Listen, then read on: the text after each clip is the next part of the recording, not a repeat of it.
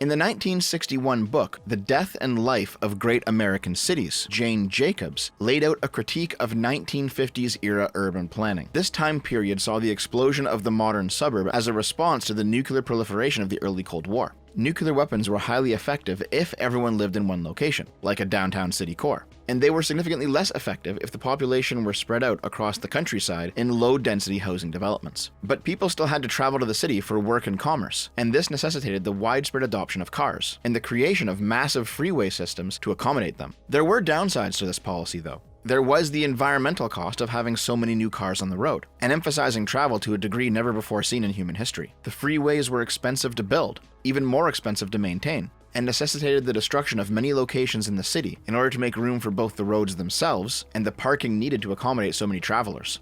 The houses all had a very bland, samey quality to them, and the neighborhoods were eerily quiet, abandoned during the day as everyone left to go to work, and alienating in the evening, where there was no real sense of lasting community between the people living there. Jacobs' critique of this state of affairs was that suburban sprawl was both environmentally unhealthy for nature and psychologically unhealthy for humanity. Her solution back then is similar to many solutions we hear today: promote mixed-use development and walkable streets. This means not simply zoning one location for one type of use, but allowing for multiple uses to coexist. Every time you see a picture of a European city with street restaurants and tiny shops and apartments all in the same location, that is mixed-use development. This shift in the city planning zeitgeist finally culminated in an advisor to the mayor of Paris, Carlos Moreno, codifying the principles of Jacobs' book into a set of policy prescriptions that he called the 15-minute city. His view is that the residents of any location should ideally be able to fulfill 6 essential functions within a radius that constitutes a 15-minute walk or bike ride: living, working, commerce, healthcare, education, and entertainment.